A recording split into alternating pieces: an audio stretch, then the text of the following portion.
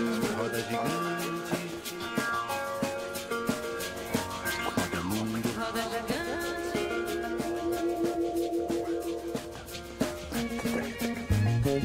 Seja bem-vindo. Obrigado.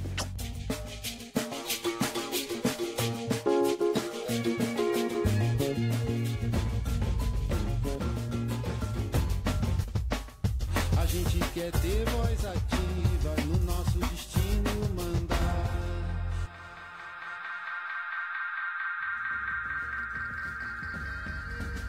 Zé Celso Martinez transgride, insiste e não desiste. Em mais de 50 anos à frente do Teatro Oficina, aos 80 anos, ele traz de volta o mítico O Rei da Vela, de Oswald de Andrade. Espetáculo manifesto que está na origem do movimento tropicalista, mais atual que nunca. Com sua aposta na experimentação, o diretor foi compondo uma das trajetórias estéticas e políticas mais importantes do teatro brasileiro. Entre as montagens do Oficina estão Na Selva das Cidades, Os Pequenos Burgueses, Cacilda e Os Sertões, baseado no clássico de Euclides da Cunha, que encantou, chocou e fez pensar público do Brasil e da Europa. O novo desafio do encenador não é apenas ocupar o palco, mas manter vivo o espaço do Oficina e sua relação com a cidade. Inspirado por Dionísio e pela indignação contra a voracidade da sociedade de consumo, Zé Celso se volta contra o projeto de Silvio Santos em construir um shopping center nas imediações. O novo Teatro do Consumo, anunciado pelo dono do baú, vai fazer sombra ao palco grego e impedir a progressão da voz do Oficina na Bela Vista. A pendenga se arrasta por 37 anos. Em sua luta nos sertões da metrópole, o diretor vem ocupando a cena com sua palavra e gestos, afinando o coro dos descontentes, distribuindo abraços e convocando abraçaços. O espetáculo, como Zé Celso, não pode parar. O teatro do mundo, o mundo do teatro. Hoje vamos dar voz ativa ao diretor José Celso Martinez Correia. O Zé Celso, criador e diretor do Teatro Oficina, aos 80 anos, ele está de volta aos palcos com sua montagem de O Rei da Vela, que revolucionou o teatro nacional e sacudiu a cultura brasileira em 1967, há 50 anos com sua mistura de antropofagia e tropicália. Zé Celso fez o corpo pensar e a razão rebolar. Entre a ameaça de retrocessos de toda a ordem e o avanço do monstro voraz do consumo sobre seu teatro do Bexiga, Zé Celso está cada vez mais atual. Para conversar com Zé Celso, temos na bancada a diretora do grupo Oficina Multimédia, Ione de Medeiros, Carla Jimenez, jornalista, editora-chefe da edição brasileira do El País, o diretor e dramaturgo João das Neves, a professora emérita da UFMG, Eneida Maria de Souza, e a diretora de teatro e TV, Papoula Bicari. Zé, seja bem-vindo. O Voz Ativa é um programa que tem como nome um dos versos da canção de Chico Buarque de Holanda, na versão com Fernanda Porto, que eles gentilmente nos liberaram, e a sua presença aqui, de uma certa forma, ilumina o nosso programa e dá esperanças de fazer um trabalho democrático e republicano. O palco é seu. Estou felicíssimo de estar aqui, porque, meu Deus, eu cheguei aqui, é outro país, é outro país, São Paulo, está uma coisa terrível, está tudo fechado. Aqui eu entro e encontro tudo aberto, tudo na mão da juventude, na mão da criação, enquanto uma coisa, é como se mudasse de país, tivesse entrado aqui com passaporte. São Paulo tá foda, mas é uma foda ruim, mas boa ao mesmo tempo, porque tem muita gente também lá, nessa primavera, se levantando. O fato de estar nesse impasse, por um triz, assim, para o teatro ser destruído, inclusive fisicamente, ser abalado, pelas fundações, que as torres de 100 metros vão exigir, o bairro todo abalado, por isso que pode... É uma coisa muito perigosa, porque lá no Bexiga é bonito porque você vê, você entra, você passa por aquele bairro, você tem uma massagem, assim, de ver um lugar que as pessoas estão na rua, andam, não tem prédios altos, casas assim de muito tempo e tal. E alguns terrenos baldios. Pá, pá, pá. Tudo com coisas compradas pelo grupo SS, Silvio Santos, meu inimigo sagrado, querido, aprendi tanto com ele, cara.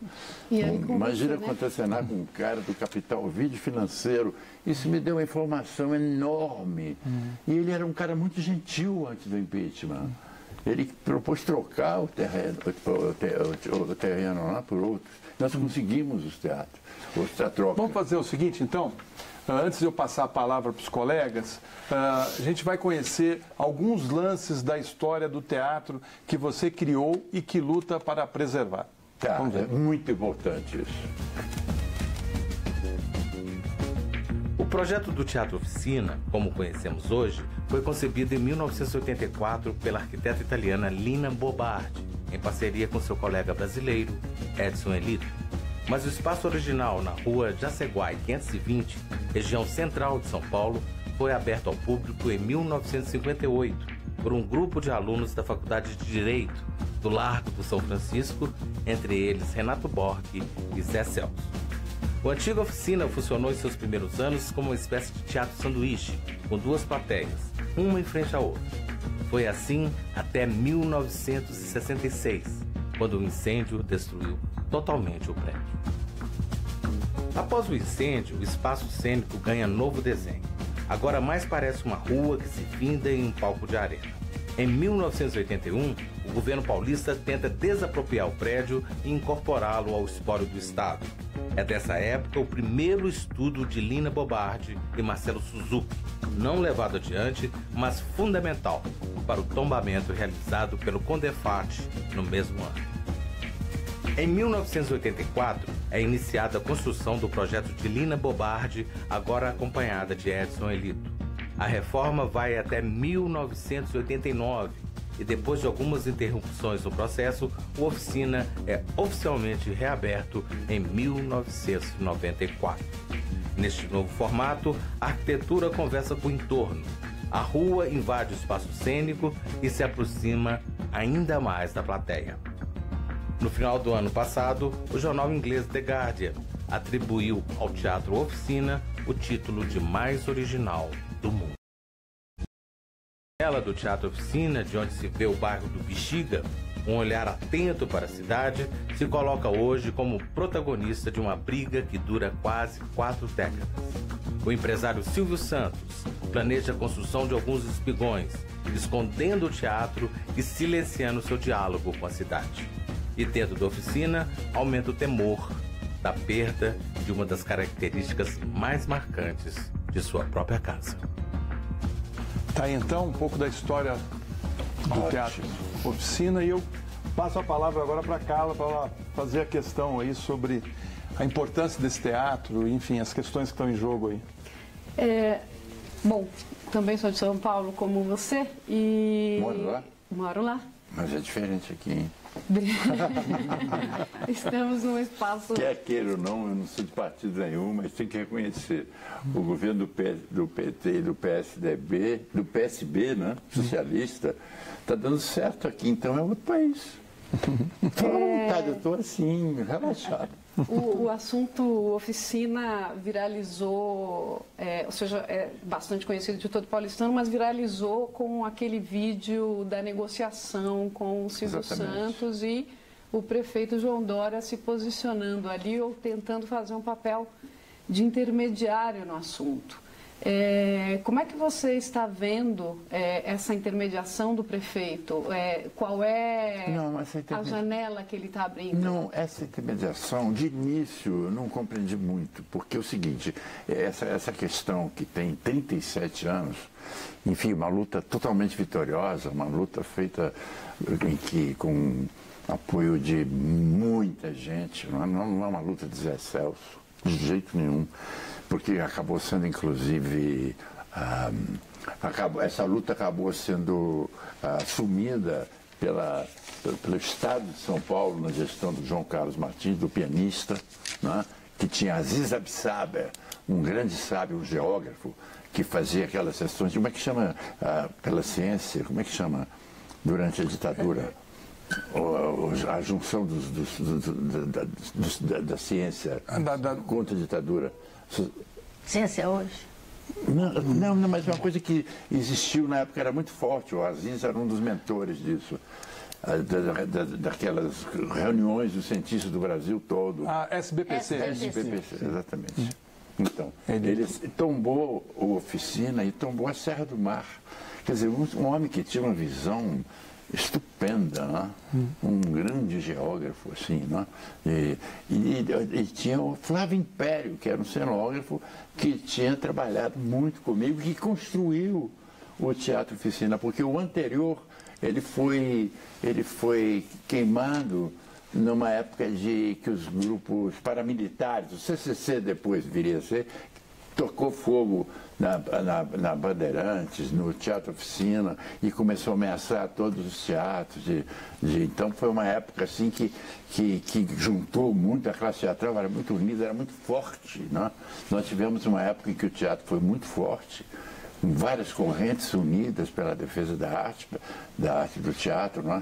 Mas aí o teatro foi logo reconstruído em 1 mês e meio. E eu estava muito colonizado ainda pelo Berliner Ensemble, que eu vi quase todas as peças que o Brecht deixou montadas, assim, ele deixou, morreu, mas deixou como organismos vivos, as peças que ele tinha feito, né? Inclusive o palco giratório. Então eu quis que se construísse um palco exatamente parecido com Berlim, com tudo à mostra, sem bambolina, sem nada, com tudo à vista.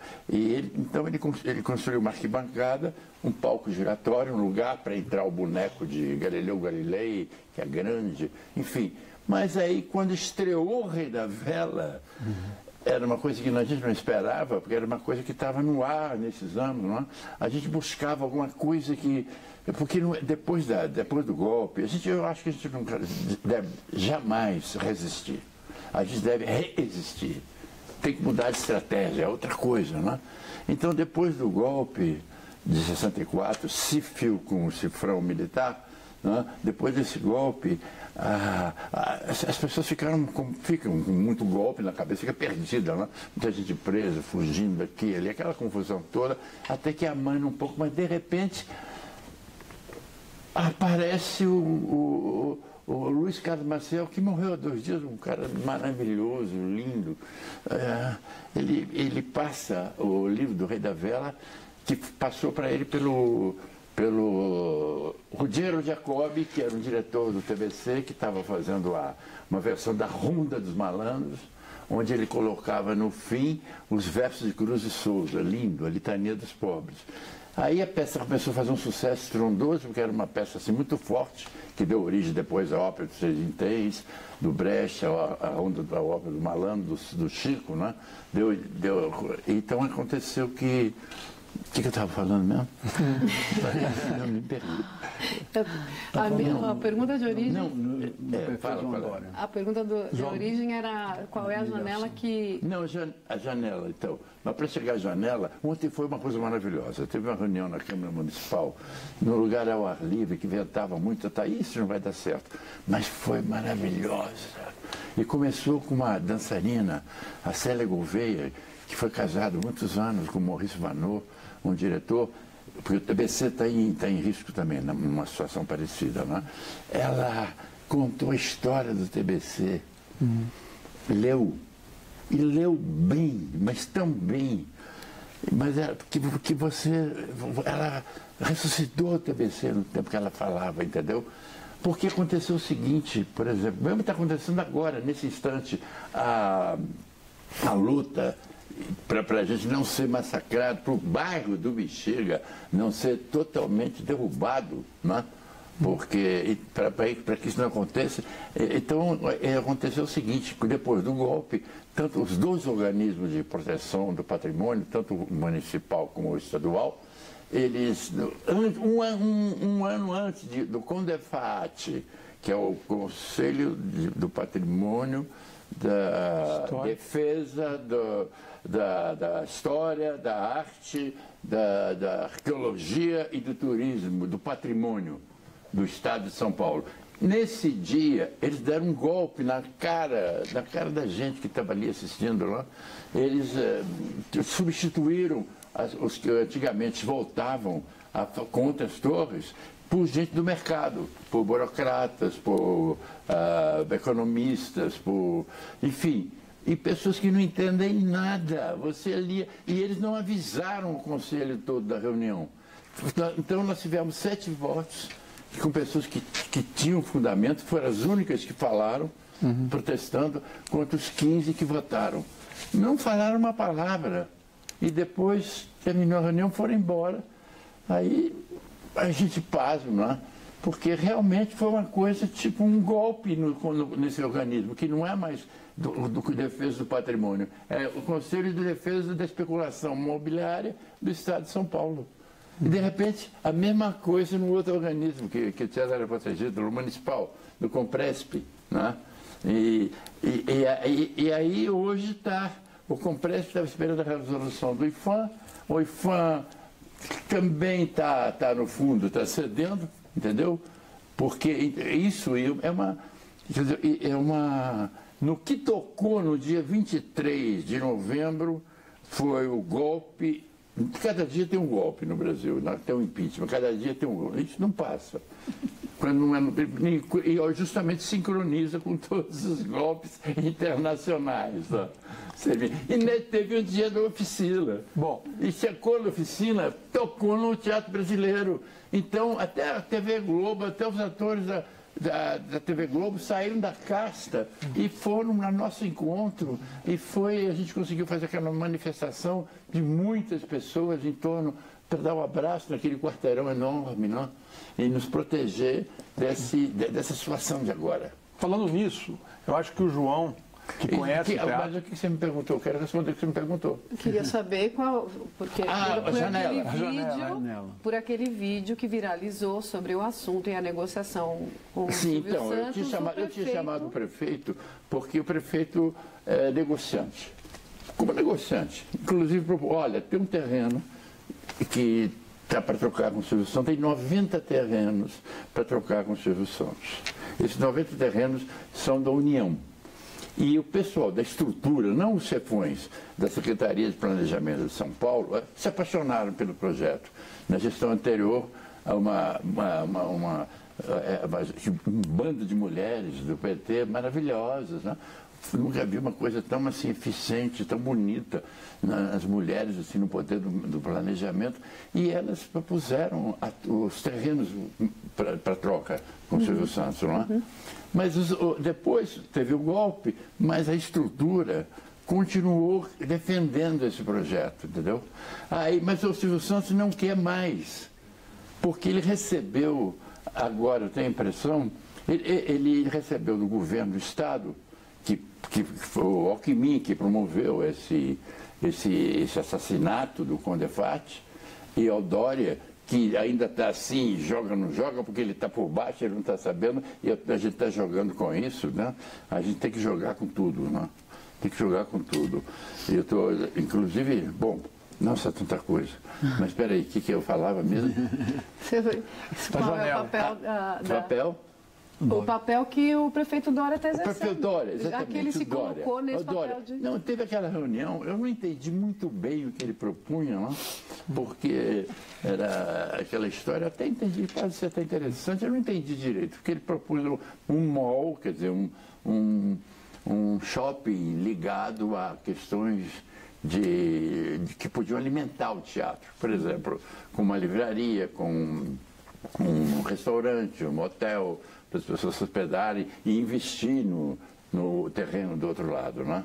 E propôs que nós conversássemos com as arquitetas, com as nossas arquitetas, a Marília e a Carila, que elas conversassem com o arquiteto do Silvio Santos. Ele promoveu uma reunião na Secretaria de Urbanismo, no prédio Martinelli. Foi um fracasso. O cara disse horrores.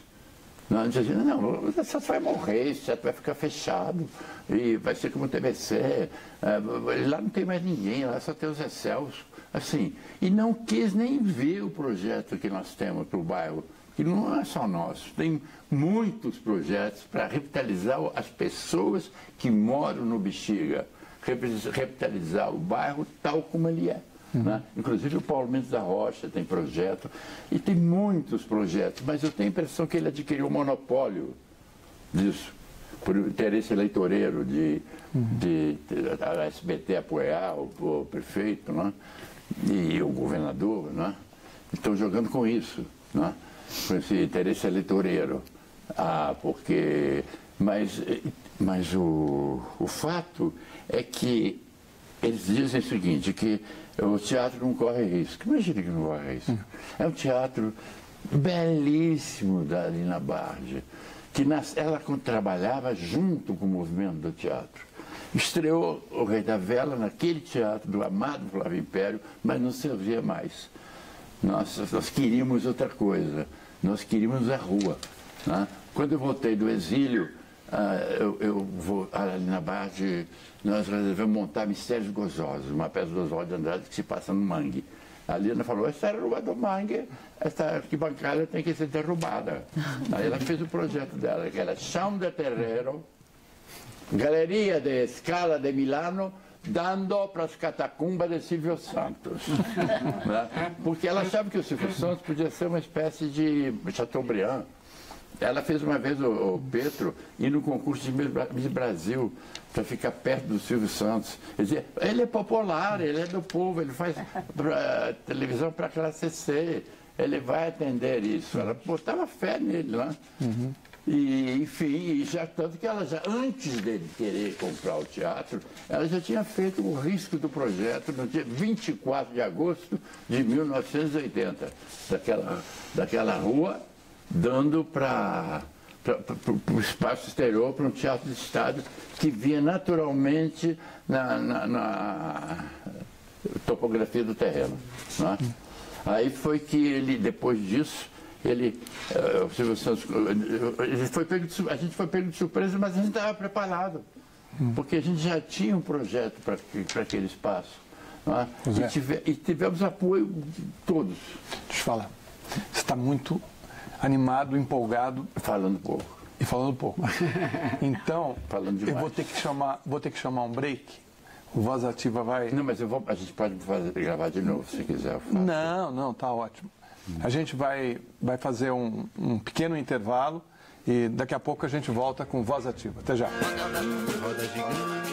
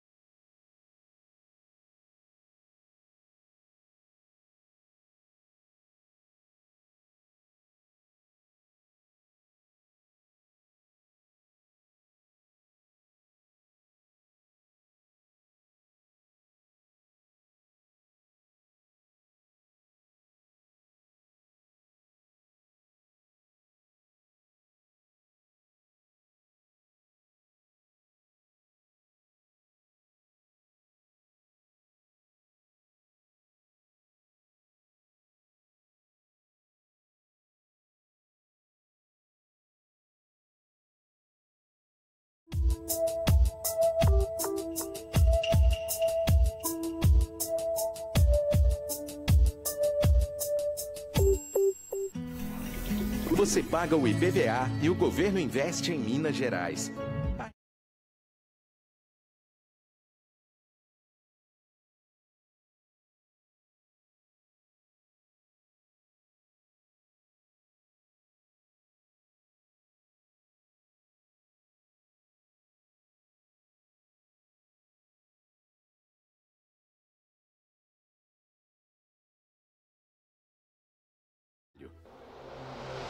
Estar na frente do primeiro jornal nacional feito em Minas é uma grande responsabilidade. Além de continuar fazendo jornalismo com consciência, verdade e compromisso, nós queremos mais. Queremos abrir espaço para notícias e emissoras públicas que estão além do eixo tradicional do jornalismo brasileiro. Nós queremos convidar o telespectador a participar. Fazer conosco um jornal mais ágil, mais interativo, assim, um jornal de todos.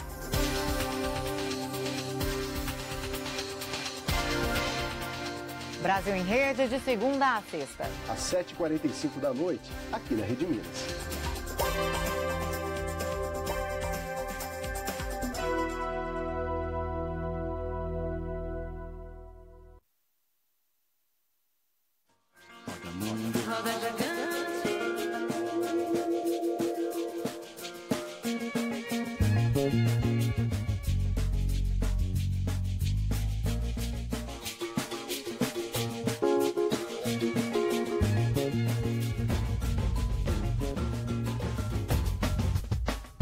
A gente quer ter voz ativa no nosso destino mandar.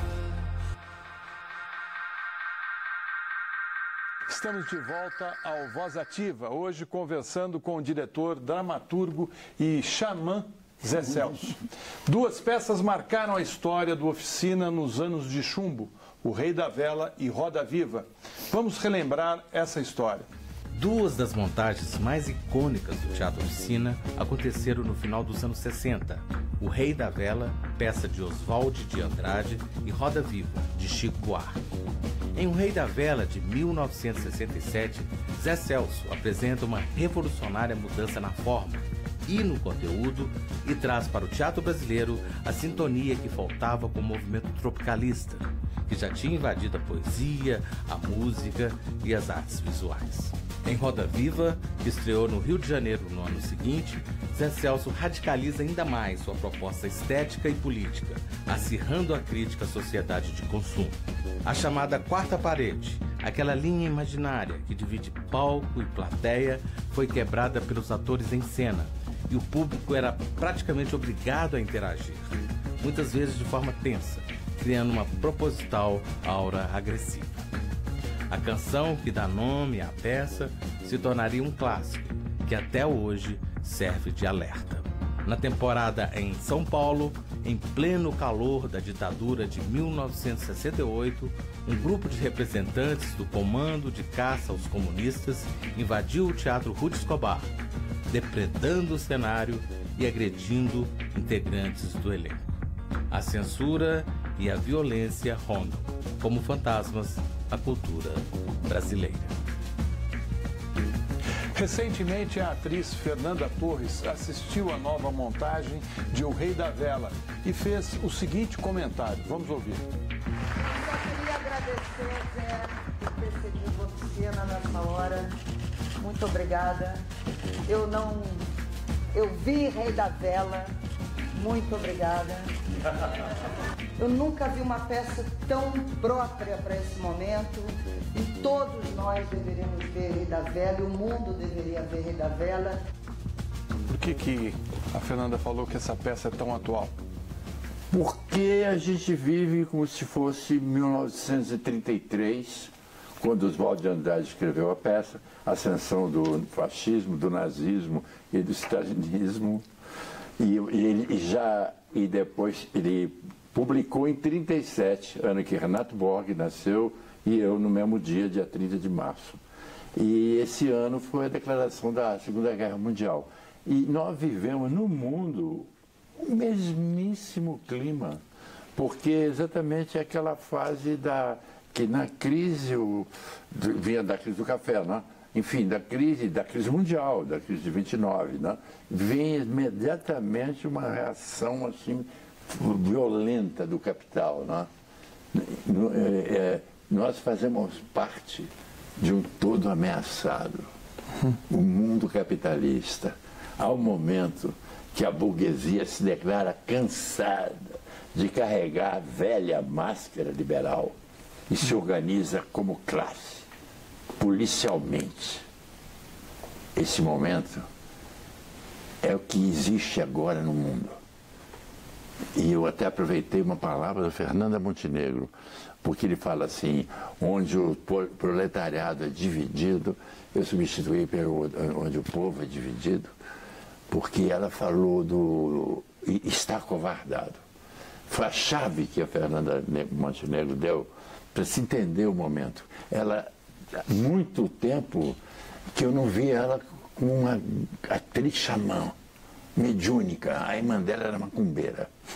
E ela, inclusive, não só diz que falou sobre desacovardamente, ela se referiu aos políticos, mas eu acho que é para todos. Desacovardamento. Como ela falou, se não tiver esse desacovardamento, vocês vão perder a pele. Quer dizer, uma coisa tipo tragédia grega, não? Uma coisa fortíssima. Né? Então, eu acho que ela deu o estopim para sentir que realmente a gente estava vivendo a primavera. Quem viveu muito isso foi o João, né, João? Zé, primeiro, eu estou muito emocionado com a tua presença. E mais ainda, porque quando eu vi aquela imagem no Teatro Oficina, supostamente, não se ergueram as torres, fechar naquela torre, eu fico impressionado com a força do teatro. Porque a resistência do Teatro Oficina não é resistência para o Teatro Oficina. Vocês estão preservando não só a arquitetura, mas a vida de um bairro.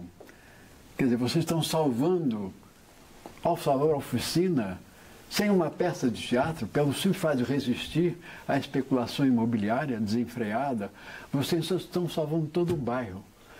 Isso me leva a pensar, e nós aqui no Minas Gerais, por exemplo, no desastre da Samarco, que tem 2 anos e pouco, e até hoje essa população não foi sequer contemplada, né, com a devolução, pelo menos, das suas casas. Né? Essa é a missão do teatro. Uma coisa importante. E é isso que você representa, Celso. Sabe o que aconteceu? Aquela entrada na justiça em nome do Rio Doce.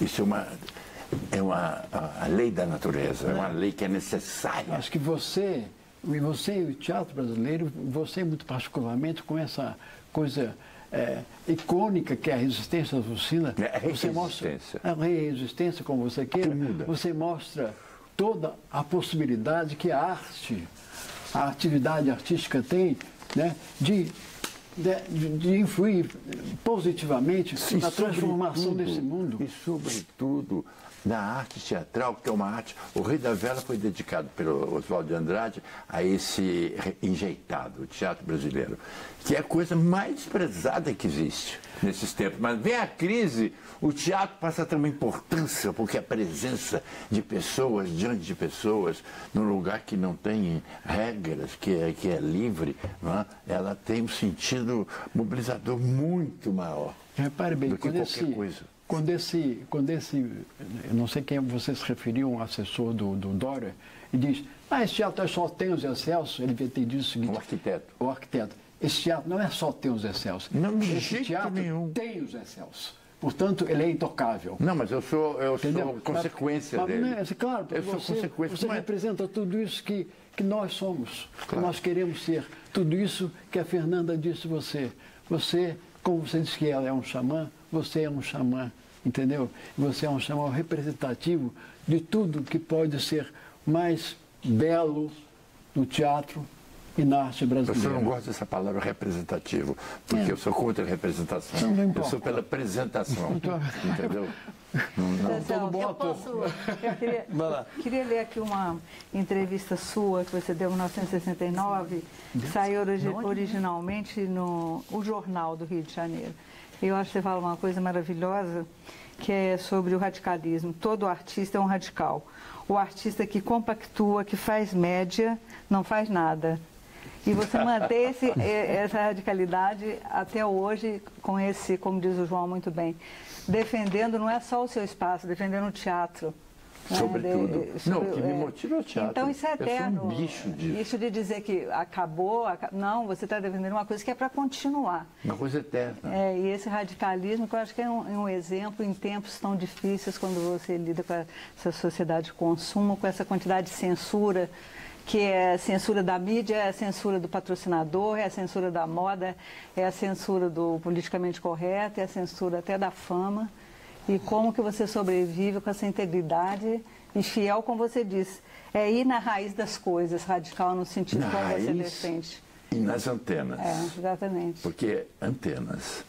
Eu sou muito grato ao Silvio Santos, porque ter lutado, ter contracenado 37 anos com um homem do capital vídeo financeiro, ele foi minha musa inspiradora. Todas as peças que eu criei depois que voltei do exílio, todas foram inspiradas nele, até que em um determinado momento, quando foi tombado pelo IFAM, pela Jurema Machado, e ele disse, eu não vou poder mais falar, ele me chamou e disse, na casa dele tem gravado isso, eu não vou poder fazer mais nada aí, e eu não quero empatar vocês, nem quero que vocês me empatem. Eu proponho uma troca. Isso, naqueles tempos, com o impeachment, isso mudou radicalmente. Tudo eu queria fazer uma pergunta, porque eu trabalho com literatura, e quando a gente estuda Oswald de Andrade, estuda Mário de Andrade, né, foi importantíssimo, né, a sua encenação do Rei da Vela. E eu gostaria de fazer uma pergunta que na realidade, ela vem assim, numa releitura dos tempos de hoje, não é? O senhor foi... Você, eu também gosto. Trabalhou muito com a questão da antropofagia, né? Antropofagia em todos os sentidos, né? No sentido de que, por exemplo, na época do Oswald de Andrade, era uma luta contra o estrangeiro, não é? Nunca foi. Não, eu digo assim... Pelo contrário, é a absorção. Não, eu sei. A descolonização. E então eu acho que como que você hoje, você interpreta essa antropofagia, mas é uma interpretação assim já com vistas a toda outras pessoas que nós estamos engolindo, não é? Claro. Não, mas a antropofagia, o Oswald de Andrade é uma coisa que poucas pessoas sabem, mas ele foi modernista em 22. E graças a ele se criou uma geração, inclusive, de burgueses que investiram culturalmente nas cidades, que abriram todo o parque, a infra mínima da cidade, Cinemateca, Ibirapuera, enfim, toda a estrutura da cidade cultural foi dessa burguesia que era da riqueza do café, que mandavam seus filhos para a Europa, seus filhos voltavam, e o Oswald voltou com a ideia de comer a Europa, de comer a colonização, não é? Ele chegou a ver uma coisa que ninguém tinha visto. Ele viu os primeiros anos da Revolução Soviética, que foi o maior momento de arte pública que o mundo já viu. Ele viu encenações de Meyerhold, de Mayakovsky, ele teve contato com Eisenstein, com tudo aquilo. Então ele tinha uma cultura enorme, além da cultura que a própria família dele propiciava para ele, para Tarsila, e uma cultura plástica, uma cultura imensa. Então ele, para mim, quando eu descobri Oswald de Andrade, eu descobri, é como quando eu descobri totalmente que eu sou um guru, como diz os Yanomamis. Ele diz assim, nós não somos índios, nós somos gurus, quer dizer, gente Yanomami, né? Aí quando eu li A Queda do Céu, então, do Davi Copenhague, que foi ditada por um etnólogo francês, em francês, só depois do ano passado, chegou no Brasil, quando eu li esse livro, Eu falei, meu Deus, ele fez tudo viajando, de peiote, de ácido não, de peiote. Eu sim, eu viajei de tudo, né? Tudo, a geração da loucura, né? Pico de cocaína, chupar sangue dos outros, orgias. Eu tive o prazer de viver essa época com muita intensidade, né? E Oswald de Andrade, para mim, passou a ser meu xamã, meu guia, meu Homero, meu Shakespeare. Você vê que interessante, né? O professor Antônio Cândido me disse certa vez que o Oswald chamou o professor, o Antônio Cândido, e disse, olha, já no leito de morte, falou, vou dizer uma coisa para você, eu quero que você guarde isso e conte isso para as pessoas. A grande obra do modernismo é Macunaíma, e eu gostaria muito de ter escrito. Né? E é interessante porque é justamente pelas mãos dele que o Mário sobe. Claro, quando ele, em 1928, no Manifesto Antropófago, ele declara, eu não sou mais modernista, eu sou o primeiro poeta pós-moderno do mundo. Por quê? Porque ele retornava ao cérebro arcaico, a matriz dos indígenas, dos burus. Ele estabeleceu esse contato. E ele inspirou, então, todos os antropólogos. E é um livro maravilhoso que saiu, que se inspirou nele, o Marx. Ele tem que comer o Marx. Marxilar. Marxilar, tem que comer o Marx.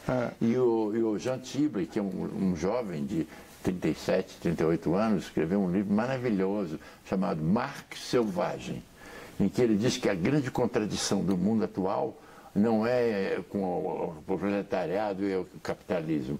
Claro que o proletariado aqui até agora é tão velho tudo que é tão fudendo com o proletariado também, não é? A lei trabalhista, mas enfim. Mas ele disse que... Pô, me perdi. Não, eu quero saber a sua antropofagia. Eu fui antropofagiado, eu fui comido.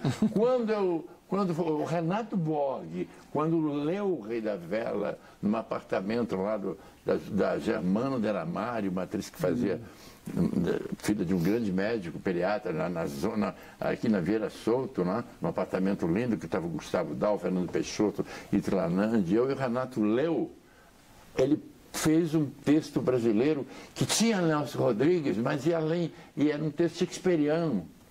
O Renato, tanto que ele ganhou o prêmio, acabou de ganhar o prêmio ontem na Associação de Críticos, né?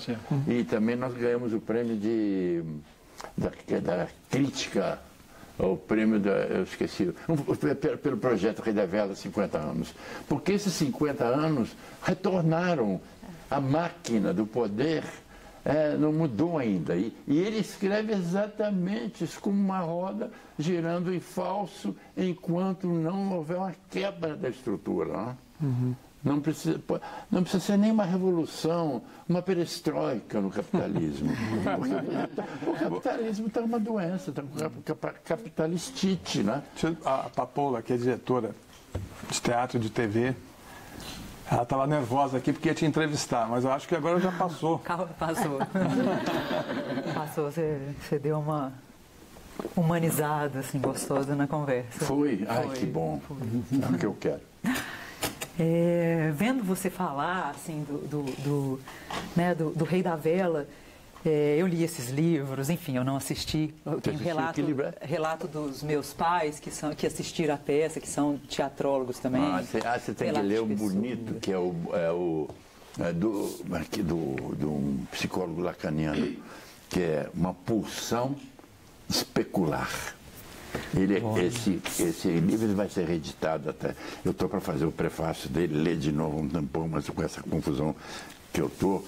Como eu estou já no desembrólio, não estou mais no embrólio, eu estou no desembrólio, umas meninas absolutamente geniais, a atriz Camila Mota e a namorada dela, que é uma menina uma jovem que parece uma joiazinha, linda, delicada. Ontem, numa reunião que teve na Assembleia, o Holiday, do MPL, eu tinha já dado um flerte com ele quando eu fui na Câmara dos Vereadores. E o Suplicy é muito doido. O Suplicy é uma maravilha. Levou ele para a reunião. E muita gente começou a xingar. Falei, não, pelo amor de Deus, vamos ouvir, porque ninguém mais... Se o cara tem uma posição, ele não acabou a democracia. Não tem diálogo entre eles. Tem que ter. Você tem que dialogar, né? Em qualquer circunstância. Você tem que dar passagem ao inimigo. Senão você não conhece a cabeça dele. Porque tem uma música de Bacante que é: qual é o mais lindo presente que os deuses dão para os mortais? O que é mais lindo, pam, pam, pam, pam, é o que é mais amigo, ter a cabeça do inimigo nas mãos e a sabedoria de tocar, para ele ver de pé a nossa vitória. Vitória, vitória, vitória. Mas a vitória do inimigo também, porque a gente tem que passar a acreditar que o inimigo também se transforma. Porque ele me inspirou, muito mais que eu esperei a ele, num certo sentido. Ele era um cara legal. Agora está pirado com essa coisa de capitalistite, não sei se é o rei Lia que baixou, que está fazendo a herança para as filhas, sei lá o que é. Né? Agora, Mas você ia fazer uma pergunta. Você assumia naquela época, né? Eu não vi a peça, essa remontagem, mas você assumia a questão do mau gosto que você chamava, né? No seu manifesto, do mau gosto que estava sendo vivido principalmente pela burguesia, né? Assim, inerte. E falava muito do conchavo com os imperialistas e do cafegestismo na política, né? Dessa canalice, assim. E você brincou muito com as linguagens, né? Você coloca, pelo menos o que eu li, assim, você no primeiro ato brincou com o circo, no segundo teatro de revista brasileiro e no terceiro ópera, né? Assim, era uma novidade até para os atores do grupo mesmo. E no final, né? um cartão de luto. Tinha a última frase da morte. Era esse que tinha o boneco, que era um pau com uma metralhadora? Teve de novo o boneco. Foi tudo... Descobriu sendo levado embora pelos militares. A gente só atualizou, porque o Oswald de Andrade, que escrevia, era muito piadista, né? Então ele até com o Mário de Andrade, ele fez uma piada que o Mário de Andrade nunca perdoou, e ele amava o Mário de Andrade, né? Mas ele fazia piada porque ele gostava de fazer piada, ele era um palhaço. Porque palhaço é a maior categoria que acho que o ser humano pode atingir, é rir de si mesmo. É isso, né? Mas... E você falava até do Chacrinha, né? Assim, que seria Que chama Belardo, e ele achava Belardo. Que nós tínhamos roubado dele o texto. E quando não, o Rei da Vela, o Oswald de Andrade escreveu para o Abelardo Pinto, que era o Piolim. E dois. Piolim. É o Abelardo Pinto, um palhaço. Porque é um palhaço o personagem. E o Renato Borg faz muito bem, porque ele é muito palhaço e muito emotivo. Há 50 anos atrás ele usava força. Há 50 anos agora, depois, não é mais força, porque ele tem uma coluna de material estranho no corpo e ele senta e levanta. E às vezes tem que cair, cai. Faz o mínimo. Não é? Ele até sofreu muito, a gente viu o filme, não? Eu não vou conseguir mais, tal. Até ele se acalmar, ele usa a energia dele. Só a energia. Ele não usa força nenhuma na atuação. Carla, nenhuma. Carla queria fazer uma questão. Eu queria terminar a pergunta que eu ainda não fiz. Eu queria saber de você como que foi essa passagem de... Eu queria que você voltasse para aquela época um pouco, porque me interessa muito saber.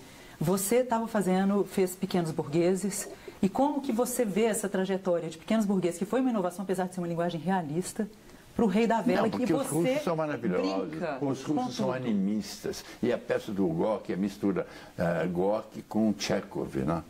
É muito lindo, porque parece que é uma peça do Chekhov com uma peça do Gorky introduzindo a classe operária, ali naqueles personagens do Gorky. É uma peça maravilhosa, linda. E foi também, na época, ela representava toda uma coisa que minha geração foi foda, porque a guerra, a família, era enorme, não é? Porque era diferença muito grande. Nós tivemos que nos matar nossa família. Não como pessoas, como entidade. Porque os valores mudaram completamente. Né? E você pedia muitos atores para se desnudarem, né? Para se colocar em jogo. Não, o artista que não se coloca em jogo não existe. Então. Quer dizer, a arte está ou em você mesmo ou em lugar nenhum. Está em tudo, claro. A arte está em tudo. A arte está no universo, está na natureza, está nas pessoas, tá? Mas a gente... A arte... A gente já me perdi. Eu me reencontro. Eu também. Bom, quem acha vive se perdendo, é isso. O teu trabalho fica muito evidente, ou seja, ele está sempre se expressando, o nu coloca uma coisa do tesão da vida, você fala assim, vivi aquela fase com intensidade, você tem 80 anos e a sensação é que você continua vivendo com a total intensidade. Não, porque o cérebro é uma víscera. E ele depende da libido, ele depende do períneo. Exato. Só que a gente está num período em que estão tentando controlar esse tesão. Estão tentando criar ou seja, trabalhar... Por quê? Por quê? Porque vem de uma época de libertário. Sim, e então o que está acontecendo? Estamos no outro período, o que se chama de reação reacionário é exatamente isso. Quando há um avanço muito grande social, sexual, libertário, com as drogas, por exemplo, com tudo isso que é um absurdo, essa guerra de drogas. Eu tenho que falar nisso. Porque é o seguinte, a guerra de drogas é como na Colômbia, as Farc. Matou de um lado, matou de outro, mas de repente eles se entenderam. Tem que haver uma anistia. Tem que haver uma anistia nessa guerra para ela parar. Em que os próprios como é que se diz? Os próprios traficantes que mataram, e os próprios polícias que também mataram, deixam as armas e os traficantes continuam traficando. Porque eles sustentam a favela inteira. Essa é a verdade. E a protegem quando não tem Estado. E a protegem, exatamente. Não importa. Quando tem guerra, tem morte dos dois lados. Então você para, paz, tira as armas. E aí floresce. Eles são comerciantes, não, traficantes, comerciantes.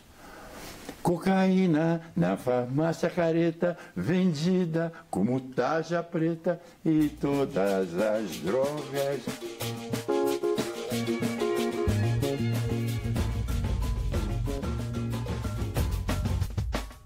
A gente quer ter voz ativa no nosso destino manda.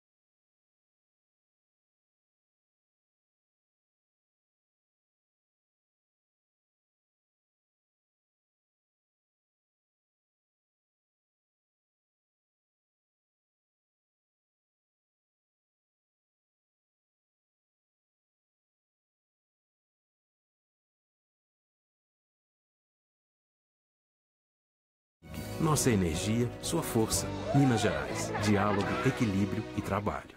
Negra demais. Demos Vivas. Eu chamei e ele atendeu. Festa no estúdio, porque hoje tem Maurício Tizumba na hora do improviso. Seja muito bem-vindo, Tizumba. Alô, alô, delegada.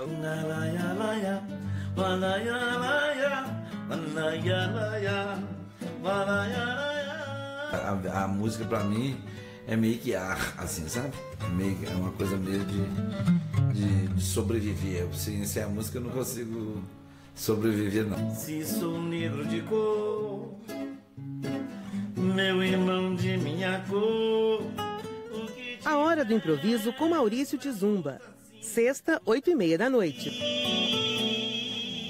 A luta está no fim. Roda gigante, roda mundo, roda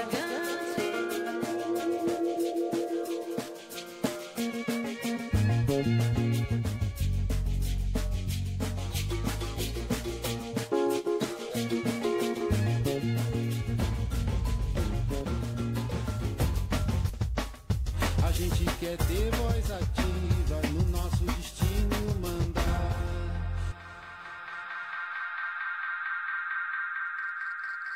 Estamos de volta para o terceiro e último bloco de Voz Ativa com o diretor Zé Celso. Bom, Zé, o diretor Aderbal Freire Filho fez uma questão e um desafio a todos que fazem cultura no Brasil. Vamos ouvir. Zé, você fez O Rei da Vela primeiro em 1967. Portanto, depois do golpe de 64. E foi um marco no tropicalismo, aquele movimento importantíssimo da arte e da cultura brasileiros. Mas depois veio o terrível 1968, do AI-5, do endurecimento da ditadura militar. Depois você fez uma viagem pelo Brasil que resultou no extraordinário espetáculo Manifesto Graças Senhor. Agora, festejando os 50 anos, você fez O Rei da Vela II em 2017. E certas circunstâncias também se repetem. Foi, portanto, depois do golpe de 2016. Para que 2018 não repita 1968, não seja pior ainda do que o Brasil, não seja pior do que esse sacaneado Brasil de hoje. Por exemplo, que não haja eleições, ou que nas eleições o povo não possa votar nos candidatos ou no candidato em quem gostaria de votar.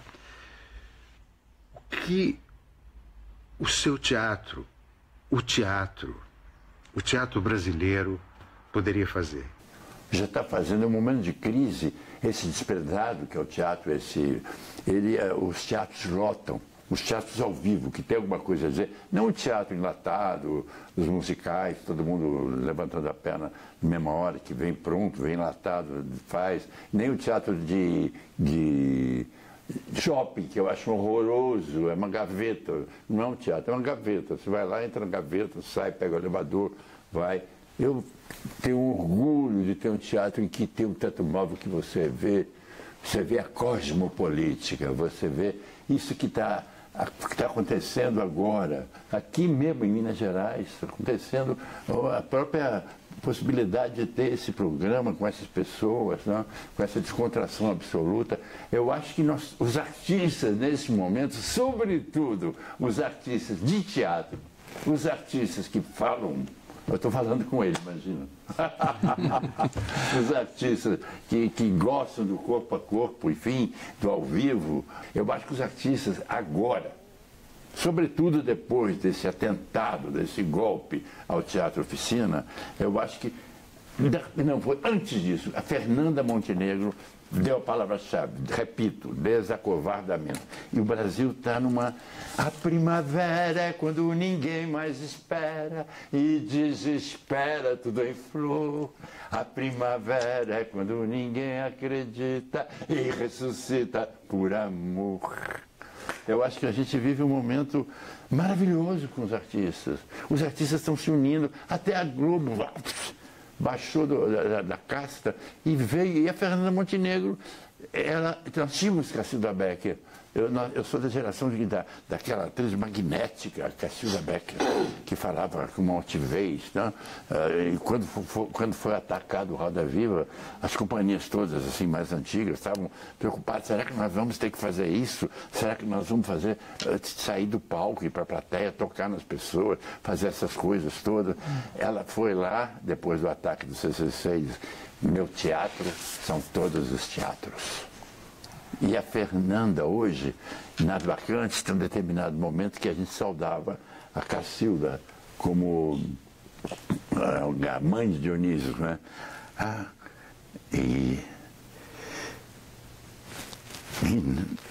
A gente dedica a grande mãe Cacilda.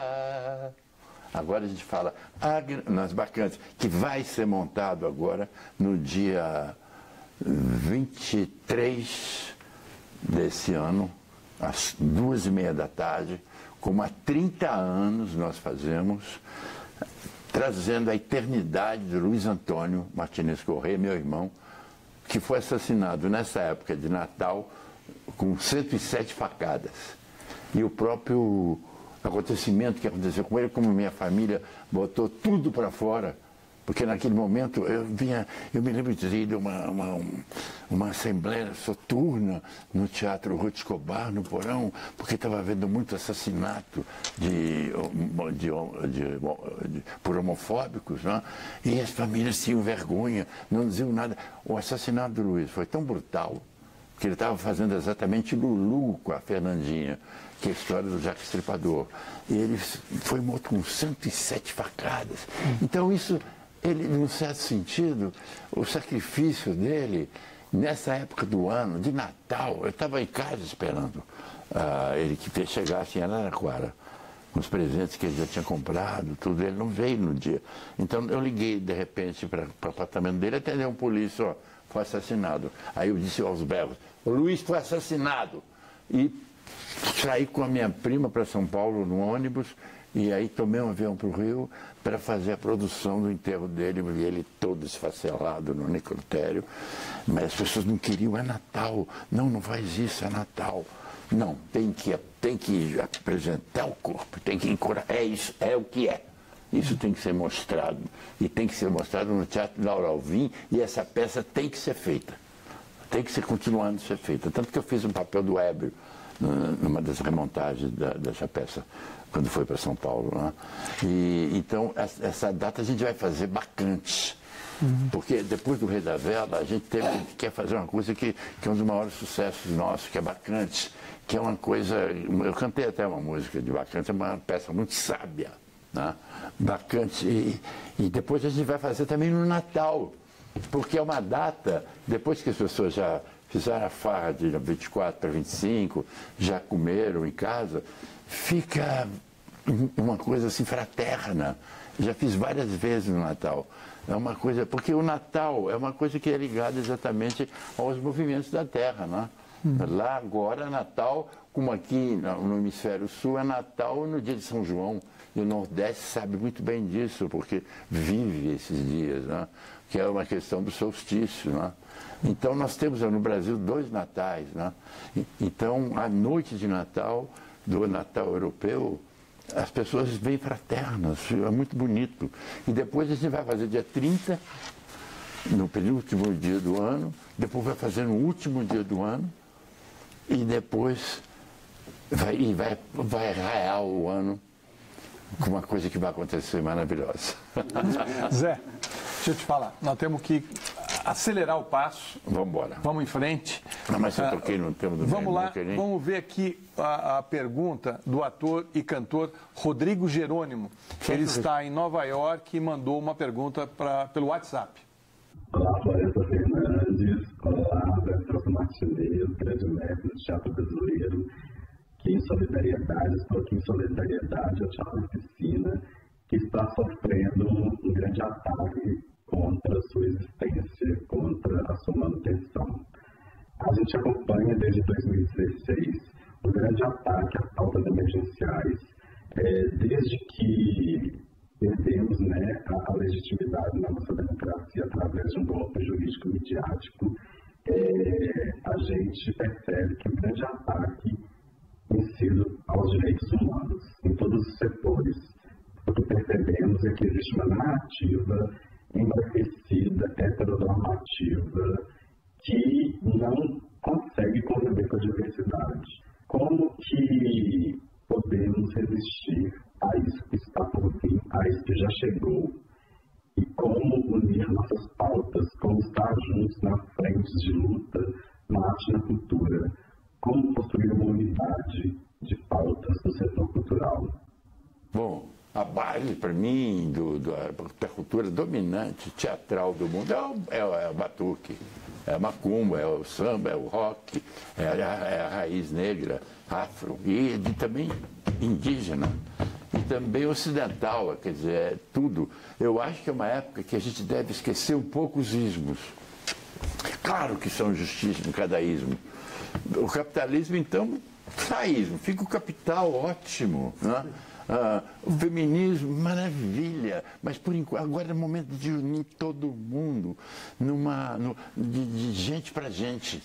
Entendeu? Eu acho que é o momento que o Brasil tem essa primavera, e os artistas de teatro, os artistas que têm contato com o público, sobretudo, e mesmo os de televisão ficam tesudos para fazer teatro, porque os teatros lotam. Então, você faz teatro. Eu estou gostando de ver essa sua imagem da primavera, que é justamente a questão do renascimento, né? E eu vou só lembrar... Nós estamos em plena primavera. Sim. Eu só vou lembrar a frase do Oswald de Andrade, né, do manifesto, que é a alegria é a prova dos 9. E, para mim, o seu depoimento hoje, em todos os sentidos, foi justamente que a gente tem que resistir com alegria. Claro. A alegria é o motor das coisas. Alegria e tesão, porque o cérebro é uma víscera. Ele recebe, ele fica mais inteligente quando ele recebe as coisas que estão dentro do corpo dele, sobretudo do períneo, do ouvido, ouvir. Agora eu quero... E essa força que você fala já há muito tempo, da força da arte pela arte, como uma força política pela natureza transgressora da criação. Cosmopolítica. Pois é, como é que você localiza isso agora, essa necessidade dessa... Essa necessidade é da humanidade toda, é do mundo todo. Não está acontecendo isso só no bairro do Bexiga, está acontecendo no mundo todo. Tem uma série de lutas de pessoas que retornaram à condição de bicho humano, que somos todos iguais, bichos, cachorros, eu não distingo. Para mim, nós somos todos iguais. Inclusive, eu ontem, falando com o Holiday, que é do MPL, eu trato ele como pessoa. Convidei até você. Ele disse horrores, não disse que realmente justifica com o emprego que vão dar às torres. Mas pode construir em outro lugar. As guerras também dão muito emprego, né? Mas o parque também vai precisar de muito, não digo nem emprego, porque a gente lá na oficina não trabalha muito com essa relação. É mais uma relação mais autogerida, anárquica, mas no sentido que a gente, inclusive, tem que conseguir meios. Meios, porque realmente nós somos totalmente cortados de tudo. A gente não tem... A Petrobras cortou, o Estado sempre cortou, o Estado que foi acolhido tanto pelo Montoro, no tempo que era centro-esquerda, o PSDB, foi acolhido, foi desapropriado para que o Silvio Santos não... inclusive com o entorno já tombado, 300 metros de entorno, e isso que resultou no que aconteceu hoje. Porque, inclusive, a gente conseguiu agora, com as duas meninas muito sábias, fazer a mídia chama de imbróglio, mas ela conseguiu fazer o desembróglio, porque está uma situação muito clara, né? Lá, inclusive, o Silvio Santos construiu no entorno todo o império dele, né? E, de repente, ele mudou, destruiu tudo. Ele tinha, do lado, tinha um prédio da Caixa Econômica, onde morava um ator muito menininho, veio para o Bichigão fazer os sertões, que nós fizemos com 100 pessoas e com crianças ali do bairro, né? O Silvio Santos demoliu todo o edifício e o menino foi parar na periferia, mas ele amava tanto o teatro que ele é um grande ator, que ele voltava para fazer os sertões, para trabalhar com a gente de uma distância absurda. Não é? João. Bom, eu não tenho perguntas para você. Aliás, tem uma pergunta. O nosso companheiro querido, Fernando Peixoto, em um depoimento lá, pela final da década de 60, disse que se referiu ao Teadeirão como tendo sido assassinado e a Oficina como tendo cometido um suicídio. Como tendo cometido um suicídio. No momento que a Oficina se desmembrou... Mas é muito bom cometer suicídio. Agora, mas ele falou isso. Agora, você e a Oficina, enfim, estão mostrando a nós outros, né, que a chama que alimentou vocês, ela continua alimentando, porque essa chama está viva. Então, porque é o seguinte, acontece com os índios. Os índios do Brasil, Pierre Clastre colocou isso claro. Quando começava a formar um império, eles desbundavam.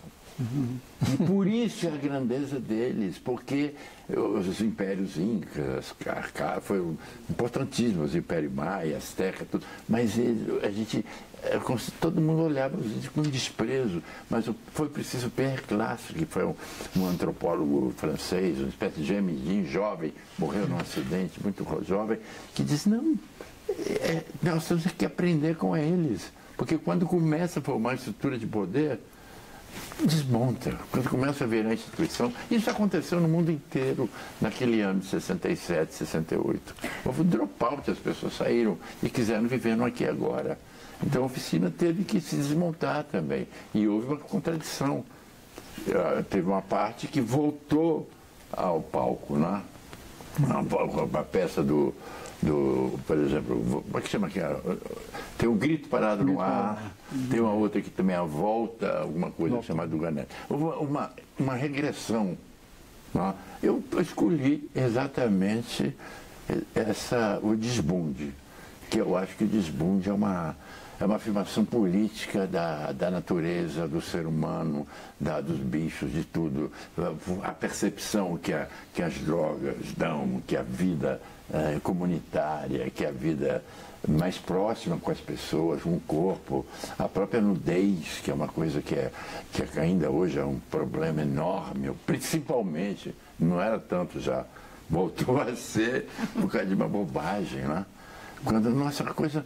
depois que eu fui torturado, eu falei, meu Deus, meu corpo é sagrado, não pode fazer isso comigo, eu não vou deixar isso entrar no meu corpo, eu não vou guardar ressentimento nenhum. Tomei choque elétrico, tudo, mas meu corpo é sagrado. O corpo de nós todos, de todo mundo, é sagrado. A coisa mais importante são as pessoas. E são as pessoas, elas se encontram. A arte é muito bonita, porque a arte fala do coração. O teatro, o Oswaldo fala cérebro, coração, pavio. Acho que é pavio, cérebro, coração. E eu vou dizer uma coisa que eu não posso deixar de dizer, senão me esqueço. O nome de vocês, a gente quer ter voz ativa. E é preciso ter voz ativa. É preciso. Porque, inclusive, eu vou montar a Roda Viva. Vocês me deram a chave da voz ativa, porque a música tem uma coisa meio molenga, né? Vem a Roda Viva, carrega a gente para lá. Não, mas vem a Roda Viva, carregar para a gente para lá, para onde? Mais adiante, mais adiante, mais adiante. Ativo. O Chico é super ativo, ele está ativo. Sem fim, né? Minha geração está ativa, o Caetano, nós somos ligados ao movimento do sem teto, cara. No abraço que teve na Oficina, foram todas as classes sociais. Zé, falando nisso, um dos ícones do teatro brasileiro, Fernanda Montenegro, aos 88 anos, não escondeu a emoção ao participar de um ato com outros artistas no palco da Oficina. Ela resumiu, em poucas palavras, o sentimento de toda uma classe e de público de várias gerações. É um momento especial na minha vida. Eu estou com 88 anos.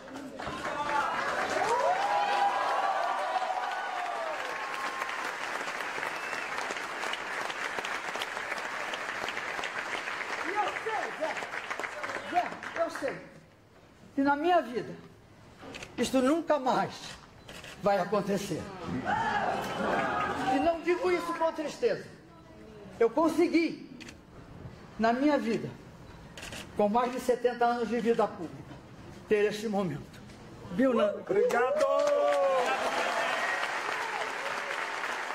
Lindo, lindo, Fernanda.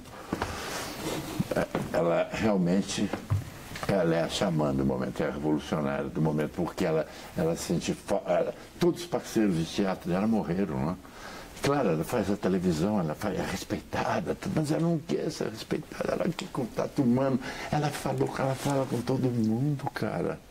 Nossa, porque tem um pessoal do Sem Teto, tem um marroquino que é sem teto, que é imigrante, ela falava lá com ele. Está totalmente entregue. É uma grande... Nós temos a primavera... nela, no Caetano, fazendo para o Sem Teto, no abraço da oficina que reuniu tudo. Eu acho que é a primavera. Na paixão, tem que apostar, né, nisso. Na paixão. Na paixão, a paixão. Paixão pela vida. A gente não vai ser... E que sorte é ter essa coisa de Minas, de repente, encontrar uma coisa mais relaxada. Quer dizer, exatamente na mão do PT, que é tão modificado. Mas, nossa, as coisas continuam. Né? Onde dá, continuam, da maneira que for, sei lá. Está aqui hoje. Está nessa primavera com você. Eu só vejo primavera aqui. Todo mundo jovem, esse lugar totalmente renovado. E está acontecendo isso em outras instituições. Tem umas que têm muitas tomadas, né? Tem muitas tomadas completamente. Porque esse revide ao grande movimento da história do Brasil, de muitos anos, de muitas conquistas, de muitas liberdades, de muitas alegrias. Você queria fazer uma pergunta há um tempo aí, né? Ela está ali, tem que ser rapidinho, porque nós estamos chegando no fim. Tá. Vamos lá. Porque vocês estão me dando muito prazer. Voz ativa. Bonito observar como na sua trajetória você foi aproximando cada vez mais, até no pensamento arquitetônico do teatro junto com a Lina, e mesmo antes dela entrar na jogada, né? Assim, teve com foi o Flávio Império.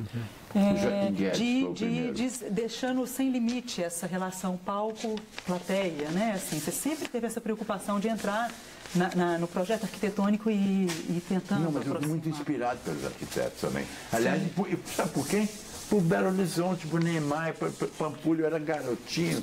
Eu via a revista com as imagens de Pampulha, eu comecei a desenhar plantas, comecei a imaginar coisas, e tive a sorte de trabalhar com três arquitetos maravilhosos, porque eles me deram uma noção do espaço. O teatro não é só aquele palquinho, o teatro é todo um espaço que tem que ser magnetizado, não é? E também na relação ator-personagem, né? Você foi aproximando cada vez mais isso, né? Cada vez mais a pessoa. Entidade. Exatamente. Entidade. A presença, né, real. O que influenciou, o Teatro do Oswald de Andrade tem, quando ele é feito como uma macumba, ele vai bem porque eles são entidades.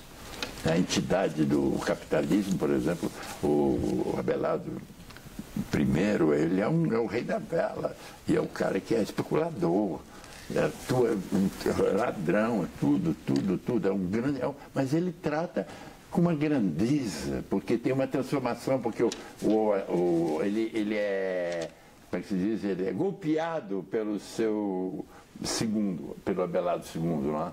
Como houve parece que esse golpe que teve no Brasil, a mim me soou muito como uma coisa para que se fizesse o rei da vela. Uma volta àquele estado ditatorial, arcaico, todas as coisas que não querem mudar.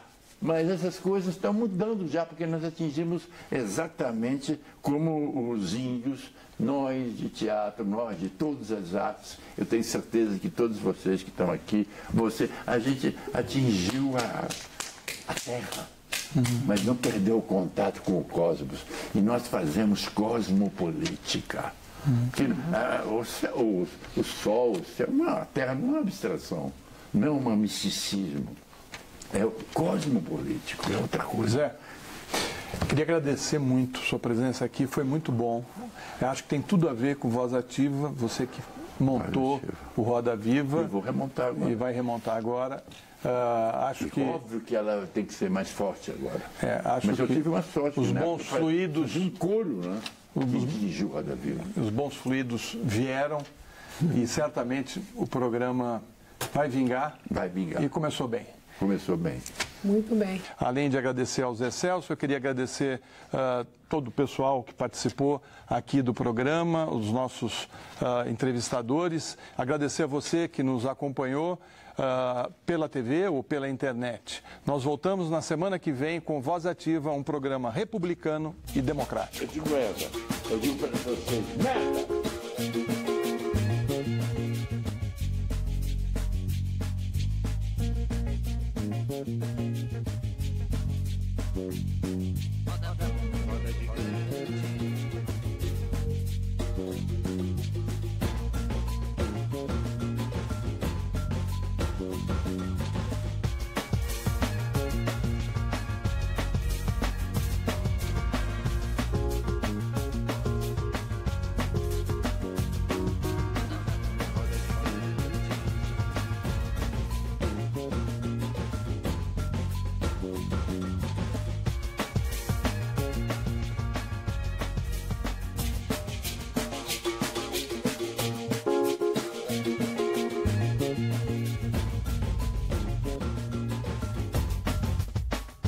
A gente quer ter voz ativa.